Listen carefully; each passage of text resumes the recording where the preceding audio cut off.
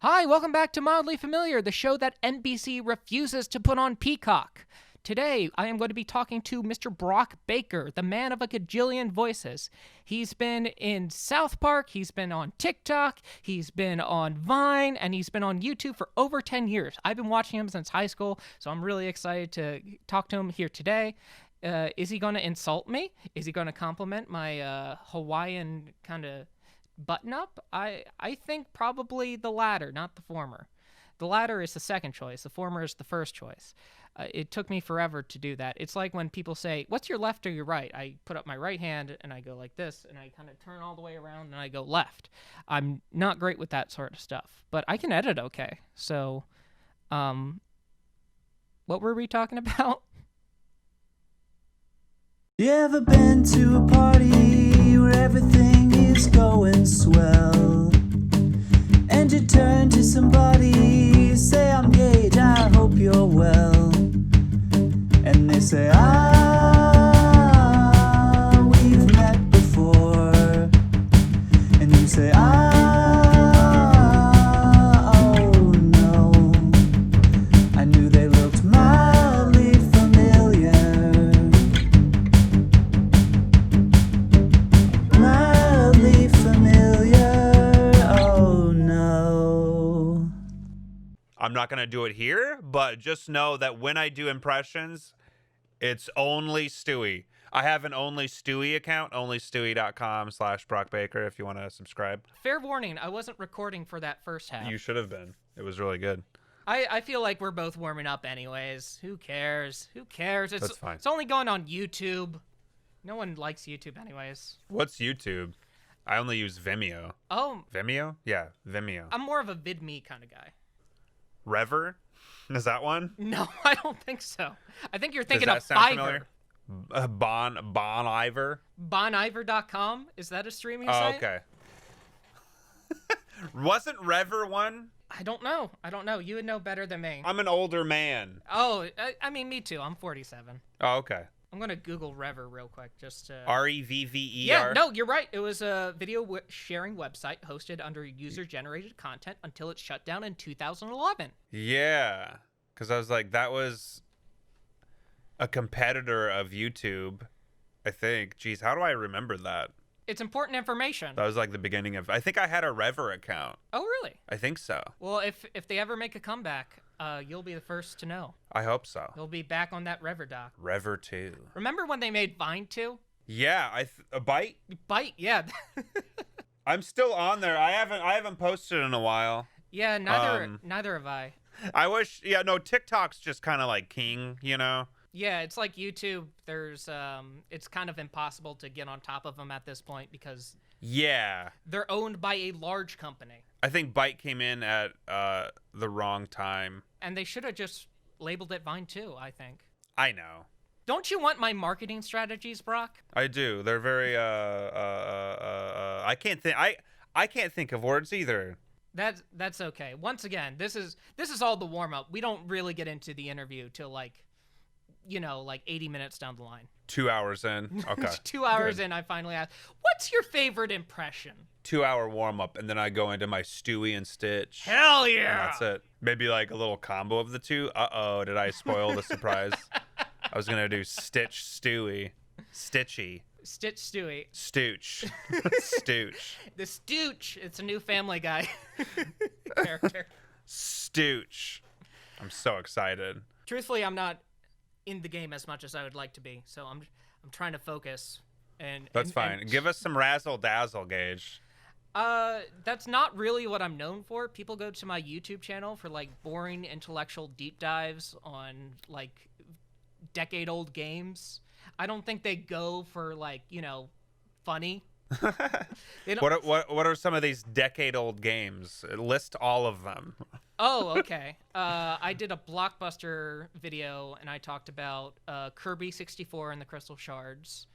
I've talked about Pokemon Stadium. I've talked about the original Smash Brothers, and I've talked about Beautiful Joe. Oh, I love that one. Yeah, I love Beautiful Joe. it was a great game.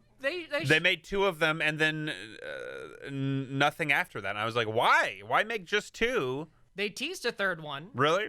They're like, hey, there's going to be a third one. And then it just never happened. Like, that sucks. like the second Mario Brothers movie. That never happened, and they had a cliffhanger. Oh, damn. They should do a CGI.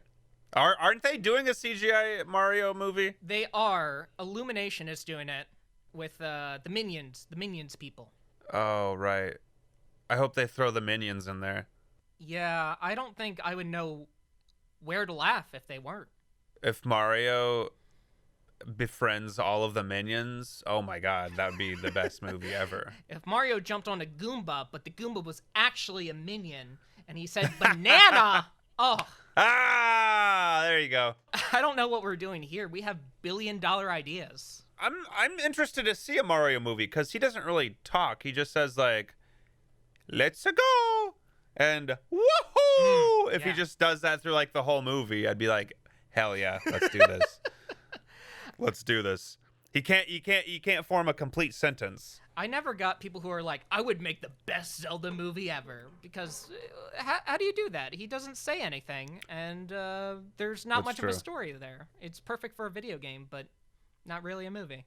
That's true. It is hard to like adapt a Nintendo game into a movie. They did Detective Pikachu for the first time in like... That's true. Yeah, that was cool. That was interesting. Yeah, I don't know why they, after like 30 years of not making a movie, they're just like, oh, let's just do the Detective Pikachu game. That seems ideal. Like a live action movie. I know, that is very odd. It's you would think that's something they would have done in like the early 2000s or something. Yeah. That would have been like the perfect time. Yeah, they're talking about making a red and blue movie, and I thought it is 2020. We miss 1998 dearly, but I don't think we should. I mean, nostalgia is a big seller. People love their nostalgia. Speaking of nostalgia, I actually have questions written down. Oh, I love questions. Remember when this was an interview show? What's an interview? I thought we were just going to talk about Detective Pikachu for 40 minutes. I mean, we could. I love Detective Pikachu. Well, love is a strong word. I strongly admire Detective Pikachu. It was an enjoyable film. Did you like Sonic as well? I have not seen Sonic. No spoilers. Does he go fast? I can't say anything. I can't. Okay, good. I said no spoilers. Okay, good. I do want to watch it, though. Let's just say they don't call him the Blue Blur for nothing. Oh, wow. Oh, okay. Oh my God, I'm having flashbacks of that movie because it's posted all around to LA because they don't take the signs down for COVID. Oh, so there's still ads for Sonic? Oh man, he's getting a lot of money. Yeah, Sonic's really getting his killing mileage in. That's a bit of a Sonic joke if it's a speed Milesage. joke. Yeah. Because the character of Miles Prowler, also known as Tail. Miles Prowler? That's his name, Miles Prowler, also known as Tails. Sounds like he's like a criminal. He's a prowler. He's like creeping on people. Yeah, like the hit movie Spider.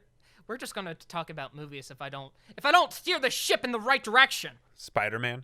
Yeah, I was talking about the Spider-Man villain, the Prowler, who's the uncle of Miles Morales. Oh, is that what it is? Okay, from Into the Spider-Verse. You hear that? That's all the ladies in the audience really getting their goat to me. Getting their goat? Getting their. I was trying to do like a bit of more simplified and PG way of saying they are being very aroused, and it came out as get the goat. They're like, oh, Gage is talking about Into the Spider-Verse again. He's talking about Prowler. I wish he prowls on me. Ooh. They're all saying that. For every single one. Every one of the ladies. Mm-hmm. So what are these questions, Gage? Throw them at me. When did we first meet? We met I emailed you for a gig to talk about a shoe store. That's right. No, I do remember that. The shoe store. Yeah, I'm like, I want some voice actors in this video to read these horrible shoe store reviews about this place that used to be a video store. Yeah, that was funny. And you did a excellent rendition of someone who is very rude to the staff. I loved it. Forgot about that. Yeah. I'll put in a clip right here. Jimmy, put in a clip. As soon as I entered, a young lady approached me quickly, asking me for my name. When I asked her if my name mattered, she then extended her hand and, in a condescending manner, told me her name in anticipation that I would play Follow the Leader and reveal my name. Oh, that was a good clip. That was a great clip. I thought you were gonna. Oh, I thought you were gonna demand Jimmy to do more. Thank you, Jimmy. Yeah. Later, we saw each other at a couple parties, and then I met you at like a Margaritaville at the Universal Boardwalk, right? Yeah, I've ran into you several times. Yeah, I have that famous reputation of being around. Yeah, I was like, oh, there's Gage. Did you know that there are 5 Jurassic Park movies, and Jimmy Buffett is in 20% of them? I didn't know about that until like I saw him like, oh, that was Jimmy Buffett at the Margaritaville running away from the dinosaurs, but not before grabbing his margarita. I didn't know that was him until a little bit of movie trivia afterwards. Can you imagine making your own restaurant and having it so successful it's in a Jurassic Park movie, and they want you in that Jurassic Park movie to promote that restaurant? Oh my God. That'd be a dream come true, quite frankly. What a dream. I wish he would have been singing during that part. Oh, top 5 favorite Jimmy Buffett songs. Go! Oh, all of them. I can't just pick 5. Oh my God. There's the one about the cheeseburgers. Sorry, I'm really putting you on the spot here with these Jimmy Buffett hardballs I'm throwing at you. Cheeseburgers. Cheeseburger in Paradise. Side of fries. Yeah. There's one he had called Donkey Sauce. That's not true. It was a duet that he did with Guy Fieri called Donkey Sauce. A little collaboration. I can't tell if you're joshing with me or not. He did a cover of Dust in the Wind. Did he really? No. Gage, these are jokes. Brock is so funny. It was a cover of Dust in the Wind, but it was called Cheeto Dust in the Wind because he was eating Cheetos, and then inspiration struck. I'm gonna let you stew in your own Cheeto dust for a second. It was just like it was Dust in the Wind, but he just added the word Cheeto. Cheeto dust in the wind. All we are is Cheeto dust in the wind. It's really good. It's actually really good. I cried. I cried the first time I heard it. Man, fuck you. I had this wonderful interview lined up, and then we got off on a Jimmy Buffett rant, which is 100% my fault because I was talking about Jimmy Buffett in the Jurassic Park movies. But this is all your fault, dude. I thought this was the #1 Jimmy Buffett podcast. Nah, it's the interview show where we talk about Jimmy Buffett and our love for the Parrot Head fan base. Oh, I'm a parrot head. That's such a weird thing to call your fan base, parrot heads. Parrot heads. That's actually yeah. It's kind of offensive. I literally have written down here, "Are you a parrot head?" I'm the #1 parrot head. Buffett for life, baby. So how have you been spending your quarantine, man? How have you been? Inside and away from the sun and slowly dying. So. Have you been going on walks? Sometimes. Not as many as I should go on. Hey, you know what's a good thing for that? Pokemon Go. I know. I should get back into that. Man, 2016. Was it 2016? Is that when Pokemon Go came out? Yes, sir. That was like, it was world peace, dude. Everyone came together to catch little digital monsters. Yeah. And then we went back to hating each other, like shortly after. I'm like, damn, we had like one brief moment of peace where everyone was trying to get Dragonite. And then it was back to, hey, fuck you, buddy. That was a well misplaced beat, my dude. Oh, I'm sorry. I'm sorry. I missed. I said fuck, and then I waited a bit. I should have said fuck, and then hit fuck. There we go. Third time's a charm. All I was gonna say was it's like basically the reverse of what's happening right now. Right now we're. I know. Yeah. Right now we're all inside and we all hate each other. But back in 2016, we liked each other. There's a brief moment of peace, and I was like, this is nice. Something happened in 2016 that really made us mad. I can't put my finger on it. It's like around November, I believe. Yeah, I don't remember either. It might have been a South Park episode or something. Yeah, people. Yeah, something like that. South Park took a bad turn. I member. Get it? I'm sorry that one member, because I was talking about the other day how South Park is going to bring back member berries in about 10 years, and people are like, I member berries. That'd be a funny episode. I don't know if they'll be on the air in 10 years. I know that Trey and Matt are like, they're like 50 now. And they're just like, I think we're going to do a few more years and then that's it. They got to be somewhat over it at this point. They've been doing it for a quarter of a century. See, yeah, dude, that's crazy. There's no way that I could do something for that long and not get sick of it. Even with like all that money, I'd be like, no. Yeah, and I'm surprised they've had that. It's been fairly consistent in terms of quality, I think. It really has. There hasn't been like any huge dips.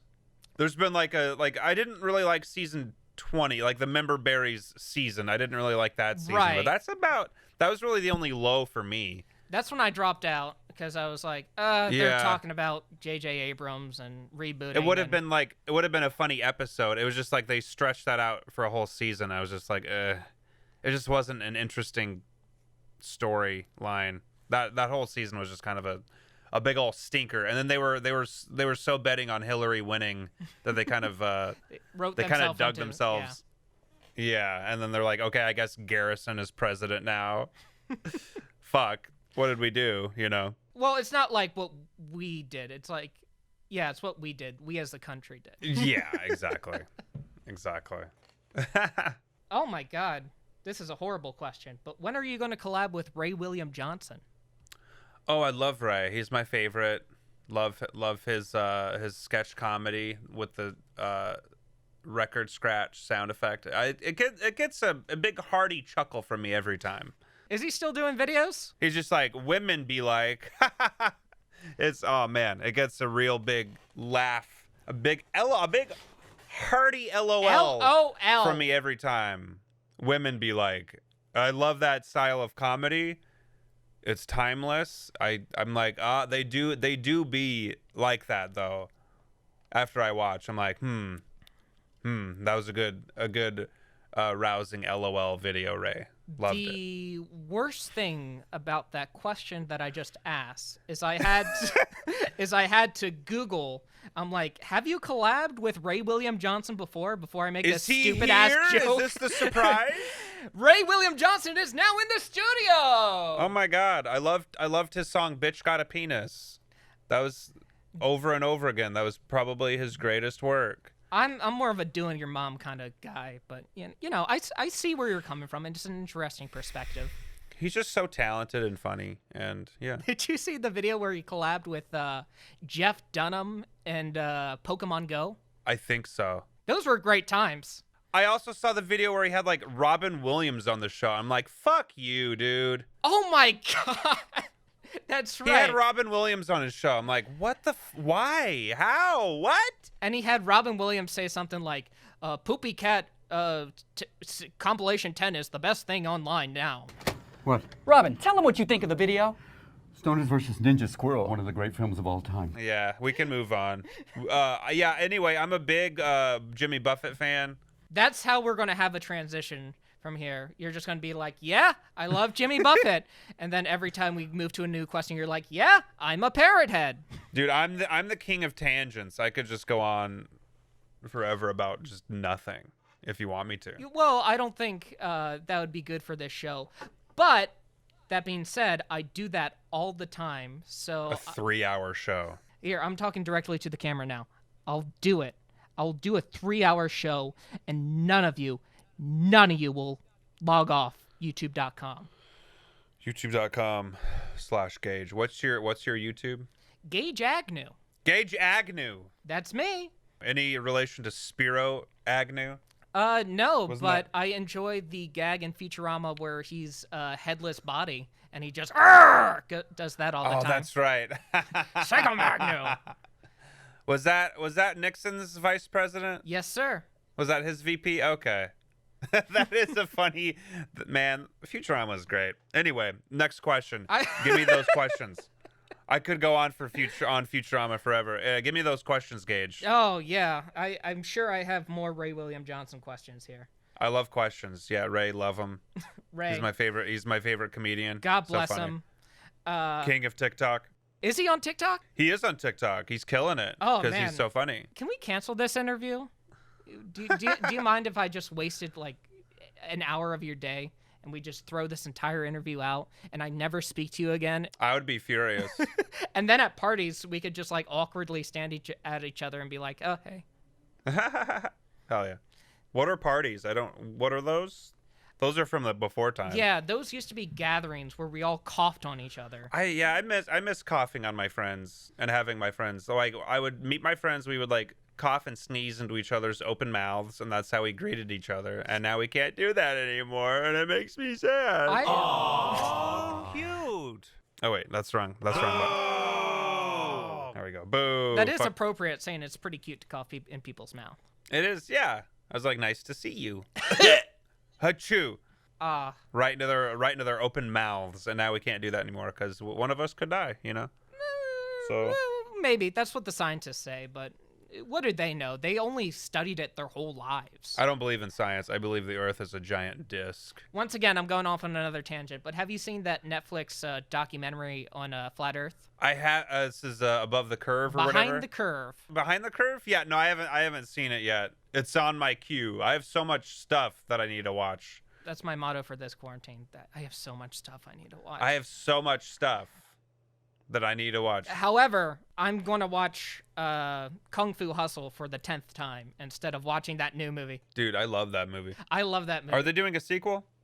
A squeakquel, if you will? They've been talking about doing a squeakquel for years. I don't know Yeah. if it's ever going to happen, but last I heard it was happening with Stephen Chow just doing a cameo. Oh.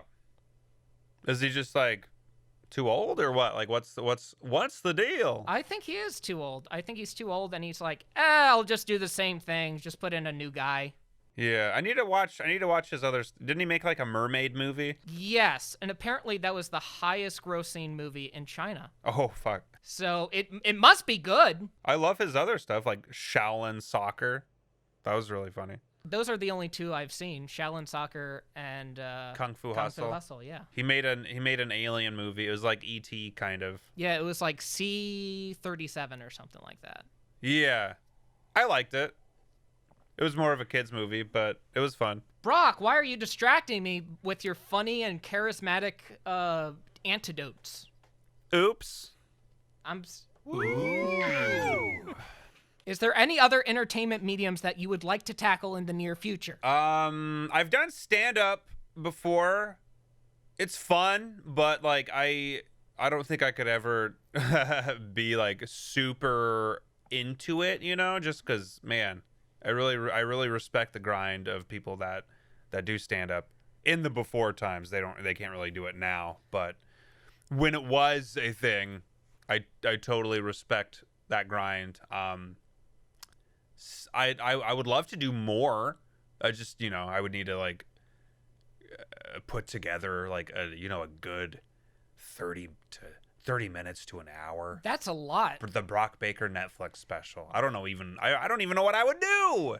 I don't know. I would start off with like 5 minutes and go from there. A tight 5, as they say. Tight 5, as they say in the biz. Yeah, I'd like to dabble in that. I don't know. I think it would be fun. Like, why not? Have you done improvisation before? I have. I took some classes at UCB in the before times again. Got to like 301. I was never really great at it. Those guys are really committed to it too. Oh yeah. I took like 201 and 301, and I thought, I'm not supposed to be here. I don't have the same dedication as these guys. Yeah, I would like go to shows, and they would be so funny. I'm like, how the hell do you do this? Especially the musical improv. I'm like, damn, that's impressive. You have any favorite improvisers that you would like to share with the class? There was a few like groups that I would like go out of my way to see. There was Tuesday Club. Oh, I don't know if he's there anymore, but my old 101 teacher was there. Brendan Lee Mulligan. I don't remember who was a part of that. I think Jess McKenna Jessica McKenna was in there.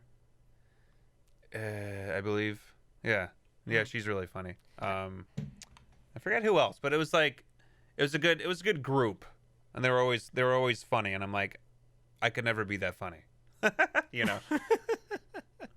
Well, you think that, and then once you start practicing a little bit, you sometimes get funnier. If you're put on the spot and someone gifts you a proper situation, a certain gift, you can take it and run with it. I'd love to get back into it. Improvisation. I said improvisation. You said improvision. I am bad at talking. You're canceled. Can you please cancel me? Hashtag cancel Gage for saying improvision, not even a word. Have you seen the Middleton and Schwartz specials that they put on Netflix? Not yet. I did see Middleditch do improv, though. I think he was part of Tuesday. I think he was the guest on Tuesday Club. Or he was, like, part of Tuesday Club when I would see it. How long ago was that? Like 4 years ago. Oh. It was like as he was doing the Silicon Valley. That's impressive. He was part of Tuesday Club. Like, he wouldn't make it every week, but, like, I saw him, like, a few times. He's super funny. But now he's, like, I don't think he does. I mean... I don't think anyone does anything. No one does anything anymore. We just sit and wait. I stand out on my widow walk, and I wait for my husband to come home from war. Oh, do you write long letters to him? I long for his embrace. What is an impression that you would like to do more often? Oh, Stewie and Stitch. I should have known. There's definitely a market for it. Boom! Boom, baby! You got Brock! Just wait for it. Brock is so funny. And we're done. Okay, an impression that I wish people would request more? Yeah, I was hoping for like a obscure, you're like, oh, I do a really good John Lovitz, or oh, I do a good Don Pardo. Yeah, John Lovitz is a fun one. I don't really see many people doing that one. Honestly, I do like doing impressions that like are kind of obscure that not many people do. And that used to be a Patrick Warburton, and now everybody does one. And I'm like, Jesus, when did this happen? It probably stowed away back when we were down in Brazil last week. Big one, too. Halt! Sir, you can't enter the United Nations with that weapon. Take it from me. I'm like going on TikTok, and everyone keeps tagging me of like, hey, look at this other guy doing a Patrick Warburton. And like, not many of them are very good. I'm like, oh, okay. Oh, you have a deep voice. That doesn't mean you automatically do like a good Patrick Warburton, Some of them are good, I'm not saying mine is perfect, but like, man, it's just like I don't like doing it anymore. I don't know if that makes me an asshole, but like, no, like you've been doing it for literal years, so it makes sense. 15-ish years, even before YouTube, I was doing it. And like, not many people were not like hardly anybody. I'd hate to say that I was the first, but I mean, I don't think I was the first person on the internet to do it. But I think Patrick Warburton was the first. I was one of the first to do an impression of Mr. Warby Parker. This sounds like a tangent, but you know what's a literal fear of mine is running into John Lovitz and slowly going into a John Lovitz impression.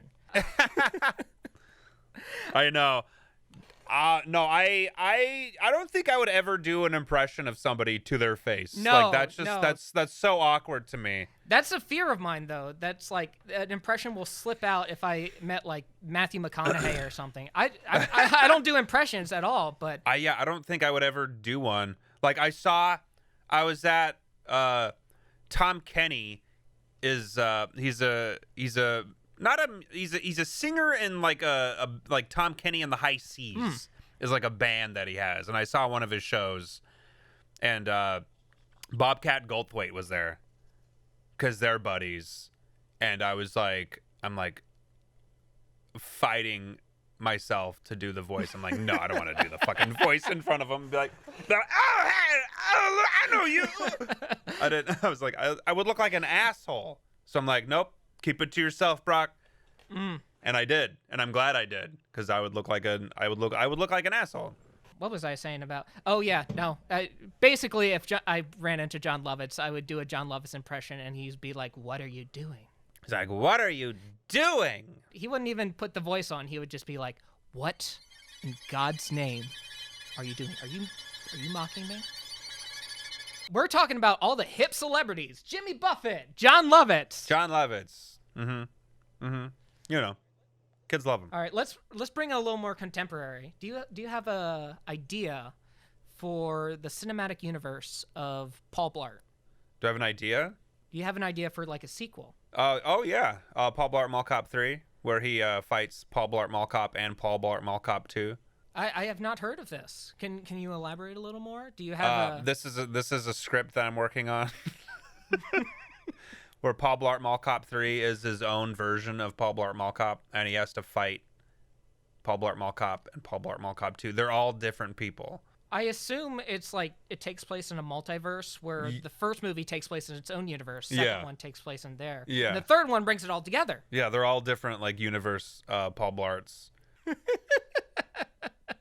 And Paul Blart Mall Cop 3 has to save, like, the entire universe that all of these universes are a part of by killing Paul Blart Mall Cop and Paul Blart Mall Cop 2, who are both very evil, and they want to destroy the universe with their segue.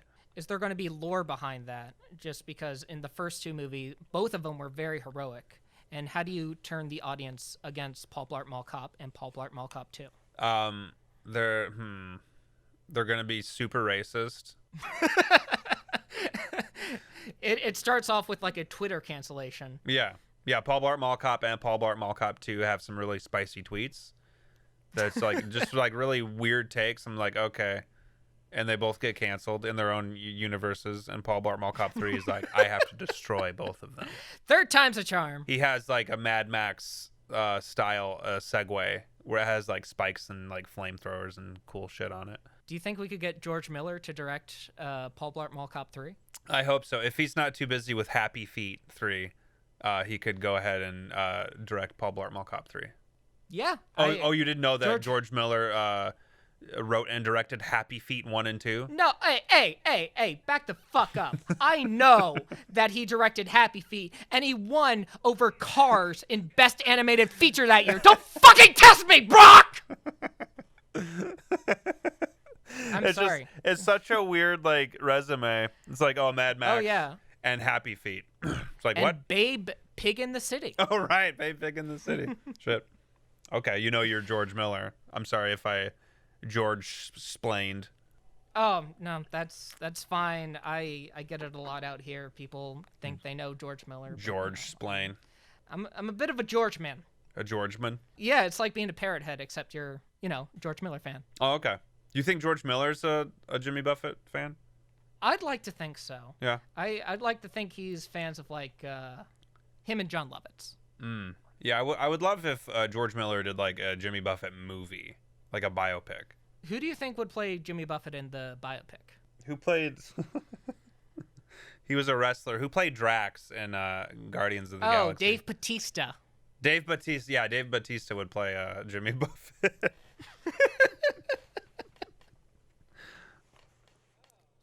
That'd be good. Anyways, memes come and go. Do you have a favorite wave of memes that you rode the wave on? Like you've done the Bane memes, you've done the TikTok memes, you've done the Vine meme. Any meme that you're like, this meme I wish went on just a little bit longer. Memes don't have a shelf life to me. I just made a video called We Are Number One, but it's 30-ish villain impressions, and that was a meme that was really hot like 4 years ago. And I take that and I say, I don't care. I'm gonna do this now in 2020, and people are gonna have to just deal with it, and they did. So yeah, memes don't have shelf life to me. I love shit posting. So even as if it's like a super dead meme, I'm like, yeah, I'm gonna do this. Especially with like the Yo Mama channel, I have no control over what goes on there because I don't write it. But like, I really love the shit posting that they're doing. Like the Pickle Rick and Big Chungus stuff, I'm like, I love when people get mad at stupid shit like that. Like someone got really mad at my We Are Number One. It's like, I don't mean to be bitter, but this is like super fucking dead meme. I'm like, who cares? That's like, shut the fuck up, dude. go get mad at something that like matters. Like, I'm glad people are spending their time on the internet getting passionate about things that really matter. it's so stupid. It's like getting mad at like the Thundercats reboot. It's like, who cares, dude? The original still exists. It's like, shut the fuck up. You're not watching it. Yeah, it's like, you're not forced to watch it, dude. Shut up. It's not for you. It doesn't ruin the original. The original still exists. Like, shut the fuck up. Yeah, I remember talking to someone who worked on it, and I'm like, hey, good job on that animation. They're like, thanks, I got death threats. And I'm like, whoa, that's a little extreme. I know. The internet fucking sucks, dude. It's just... people are way too passionate about, like, just the wrong things. Yeah, that's why I never post anything on the internet. Like and subscribe if you want more of this. I know, dude. I wish I could just, like, quit the internet. I hate it. I hate it here. Yeah, no, actually, that leads into a question I've been wanting to ask. You answered it a little before, Okay. but well, why do you keep coming back to YouTube? Just a boredom. I want to make stuff for me. I'm not using it as a way of, like, oh, I need to make money. It's just more of a way of, like, I just want to be creative. I want to, like, scratch that itch, as they say. Yeah, it's mostly just, like, making stuff for me because, like, you know, I make a living doing voiceover stuff and stuff for other people. I'm like, I want to make something for me. So that's kind of why YouTube is fun. I just have to scratch that creative itch. That's a great creative outlet that you're putting in, and it's and I'm enjoying it. Yeah, even if a video doesn't get views, I'm like, I had fun making it. Moving on to the next thing. That's really respectable, man. Yeah, thank you. Like right now, I'm just because I didn't really upload much last year, and I haven't really uploaded much this year, so I'm kind of just like I'm trying to crank out stuff. I've made like 3 videos in the past, like, I don't know, month, which is like huge for me. And I want to keep cranking stuff out for the rest of the year. So that's kind of my goal right now. Just you know, just because I'm having fun, and yeah, I'm not worried about the views, so that's nice. That must be a huge relief off your back. Yeah, because I know a lot of people who are in that mindset way too often, and I know it does something to a person. I tell you what. I know it really does suck, like working like hours and hours on something and it not really doing well because like the YouTube algorithm, man. Like I don't know, I have 1.1 million subscribers and I release a video, it doesn't even break like 10,000 views. I'm like, what the fuck? Congratulations on 1 million, by the way. Thank you. Yeah, and like that's like I'm like that's not on my side. That's like YouTube's problem. Like they're not sending it out to all of my subscribers. Nah, who cares? That's my summary on YouTube right there. Who cares? Have fun with it. Yeah, because I'm glad I don't have to rely on YouTube, because otherwise I'd be like, fuck. You know, I would have to do like clickbait shit, and I'm like, I don't want to do that. Was there a point in your career where you had to rely on YouTube? I mean, like early on, yeah. Like I think the last day job I had was in 2009, and like I was like heavily relying on YouTube to pay rent. Like I was barely scraping by. I'm like, I need something else. Like I would get like the occasional voiceover gig, and I'm glad that's like not the case anymore, where like I have, you know, like steady voiceover work, and like YouTube's just kind of like a for fun thing, which is like ideal for me. You know, but it's still nice to get that YouTube paycheck, not gonna lie. Hey, if you got cheddar coming in, why cut the cheese? Hell yeah. I like that. Put that on a shirt. Talking about cutting the cheese, holy shit. Holy shit. You like that?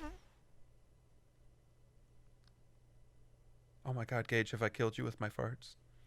It was just way too funny. I had to take a step back. Farts are funny always, forever. That's a great YouTube lesson right there.